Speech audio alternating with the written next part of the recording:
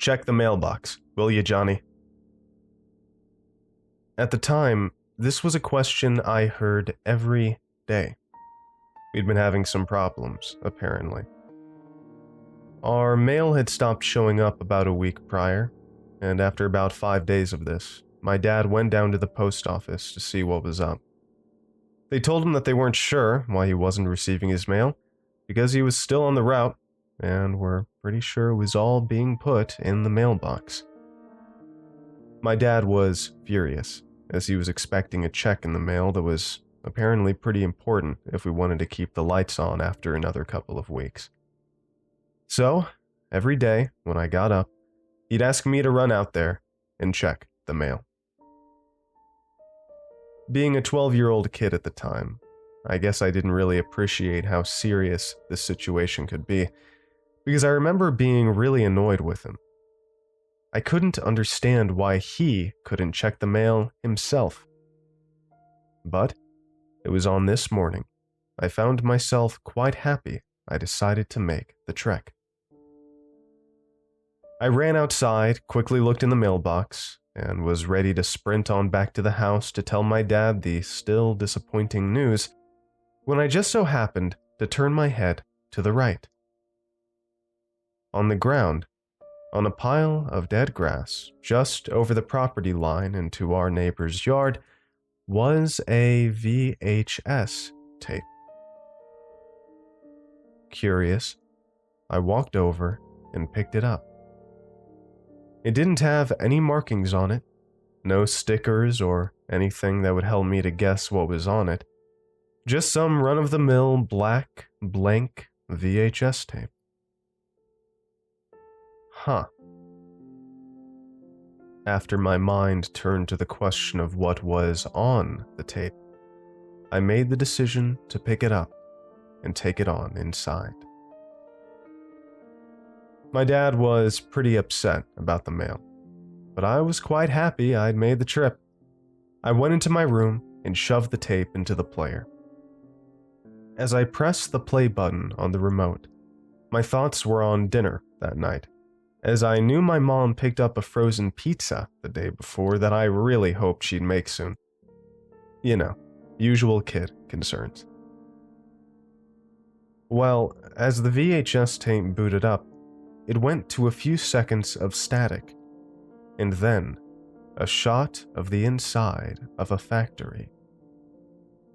It was just a static shot, almost looking like B-roll footage, of the conveyor belt as what looked like balls of dough sped by at what seemed in the blurry footage to be the speed of sound.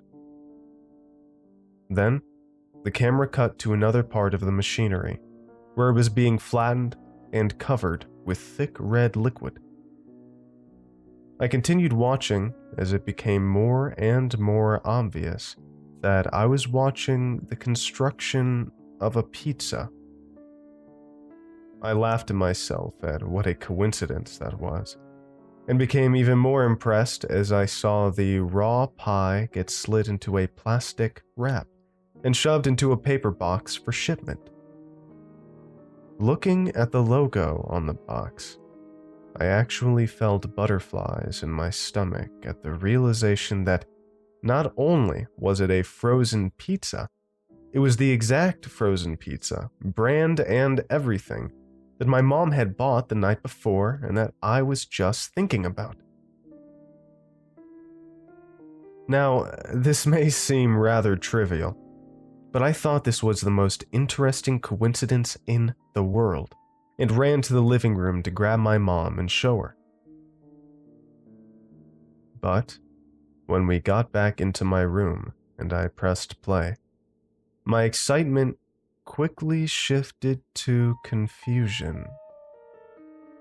I told her how I had just been thinking about that pizza, and as I got the tape started, I couldn't wait to see the look on her face. I figured she'd be pretty impressed with me. But as it began, the screen displayed pure static. I let it play a while longer, and still the same. I made sure I rewound the tape properly, and I did. I fast-forwarded a bit, and still, just the exact same thing. Pure white and black static.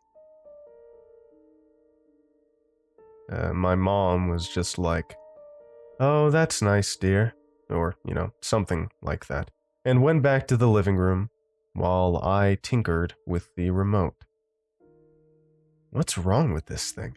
I wondered aloud, and then hit play for the 20th time in 3 minutes.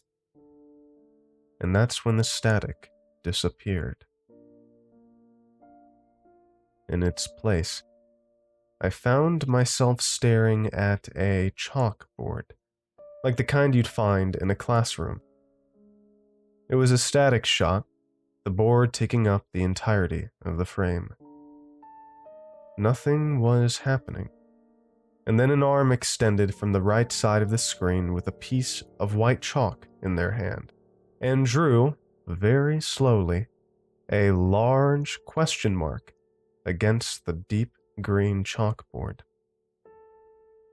The arm then retreated, and the camera stayed steady. I let it roll, and the shot stayed on the chalkboard that now displayed a large white question mark for about 15 minutes before I got tired of this and decided to fast forward. I hit the button, and the film began to speed forward, but it might as well have been a photograph, because nothing changed. I let it roll until the end of the tape. That was it. I was quite confused, to say the least. But to tell you the truth, I was actually a little more bored than confused. So I decided to just switch the tape for my copy of Toy Story 2 and call it a day on that endeavor. The rest of the night was filled with Buzz Lightyear, Woody, and then a good hour of video games before my mom told me it was time to eat. And wouldn't you know it, as I sat down at the table, my mom was just pulling a freshly baked frozen pepperoni pizza straight from the oven. I ate and enjoyed. Now, fast forward to the next morning. I hear that same question again as soon as I leave my room, not even giving me enough time to use the restroom. "Hey, check the mail real quick, will ya?" So, that's what I did. I walked out, nothing was in there once again, and walked straight back in. At this point, it was becoming a regular routine. I was finally able to use the John and went back to my room. For some reason, the mail not showing up was sticking in my mind today. It was pretty weird. If the post office was telling the truth, and I don't know why they wouldn't, then I really couldn't imagine where the mail was going. How would our mail keep going missing like that? It really didn't make any sense. The thoughts swirled around in my mind as I decided to check out that blank tape once again, just to see what would show up this time. I figured it'd probably be static, or one of the two things I'd seen yesterday. But, as the tape began to roll, a swarming horde of butterflies attacked my gut. Not even a moment of static before the footage cut to a shot of a neighborhood, wide enough to capture 2 houses and their front yard. It took less than 5 seconds of staring at the screen to realize what it was I was looking at. It was our house and the neighbors to our left or right, if you're looking from the street. It was a static shot again, just like the chalkboard scene, but I could tell it wasn't just an image by the way the trees swayed in the background. What was this? I struggled not to hold my breath as I continued watching. It was like this camera was set up on the street or something. Then, after about a minute, maybe, of this, the postal service van rolled on up, and though it blocked most of my view, I could tell it was putting something into our mailbox. And after another moment, the van rolled forward a little and did the same to our neighbors. Then, it drove off, out of frame. This is where things got really bizarre. As I continued watching, and I know this is going to be really hard to visualize, so I'll do my best to describe it, but something really wrong happened. So there was a tree near the property line between our house and the neighbors. A really skinny one, probably only a decade or less old. Well, this man peeked out from behind it.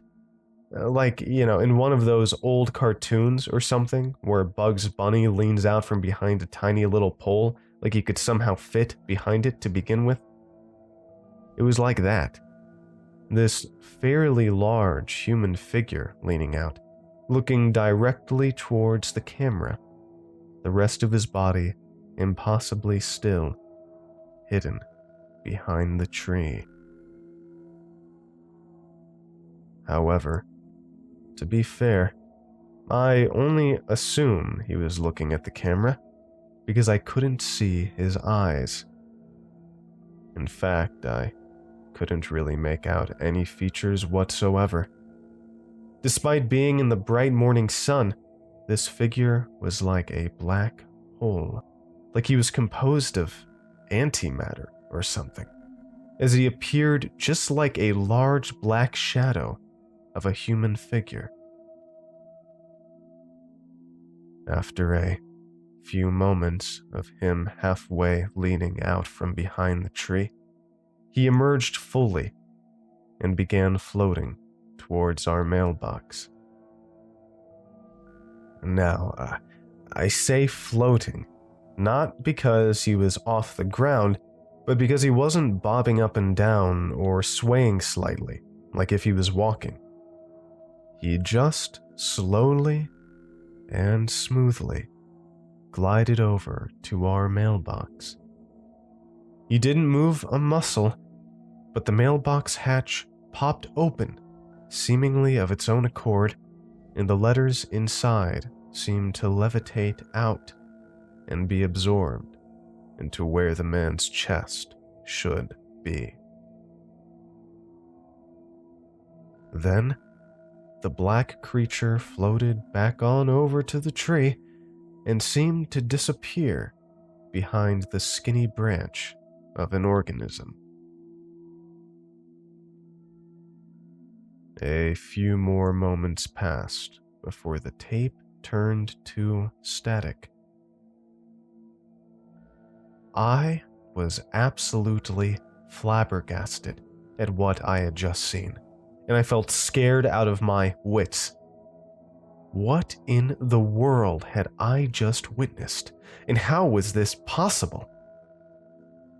For the first time, the full weight of the oddity of this tape fell down around me. I should have known something was weird about that tape. But then, my mind swerved to the content of the tape. The content it had just chosen to show me. That was probably a little more important right now. Now, I knew I couldn't just come out and tell my dad what I'd just seen, and I didn't know how to ensure he'd be able to see what I just saw, given the pizza footage fiasco last night. So, I just decided to try to convince him that someone was stealing our mail. And I decided to do this with a little white lie. It's a white lie because it really is true. Well, sort of. Here's what I did. I told him that morning I looked out of my bedroom window before coming out and saw some guy coming up to our mailbox in a black hoodie and steal our mail. My dad was like, "What?" and asked me why I didn't say anything. I made up some bad excuse about how I thought it was a dream at first because I was so tired and had just woken up when I saw it, but now I'm sure it actually happened. In hindsight, I kinda can't believe he bought it, but after a minute, he did. So we went back down to the post office, and he told them about it and told them to start holding his mail, and that he'd just come by every other day to pick it up. They obliged. All of this happened probably about 15 years ago now. I hadn't thought about it in a few years, but my dad just recently brought it up again, asking me if I remembered that crazy psycho who was stealing our mail years ago. "Oh, yeah," I told him. "I remember that psycho. I wish I didn't, but I certainly remember." After the morning my dad told the post office to hold all of our mail, I never had the guts to pop that VHS in again. I was way too scared. I was probably thinking about it a bit too much, and, growing up in an evangelical household, I came to the conclusion that the tape was probably demon-possessed or something.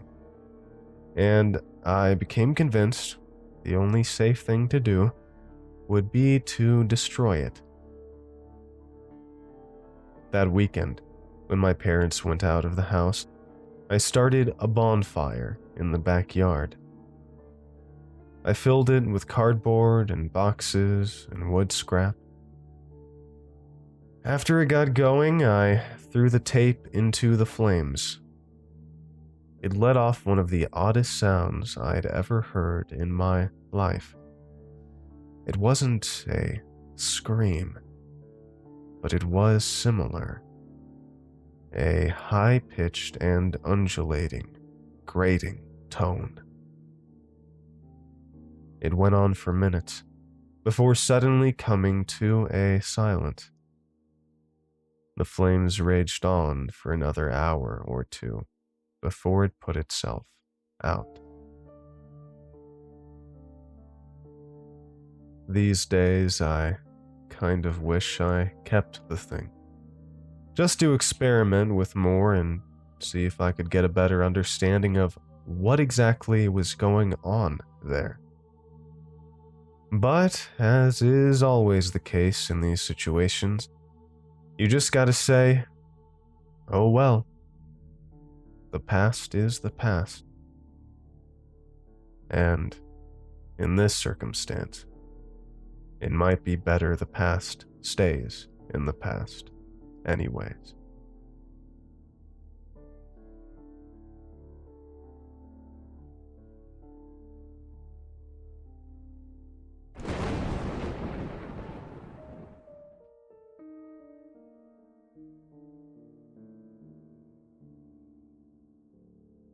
Thank you all for listening to tonight's episode of ClancyPasta. I really hope you enjoyed. If you did, I'd appreciate it if you would give the video a like, subscribe, or follow for more, and comment down below telling me what you thought of it. Huge thanks to all of my patrons over at patreon.com/ClancyPasta and my YouTube members. Man, I'm pretty tired, so I'm gonna head off. I hope you all have a great night, and I will see you all very soon. Cheers.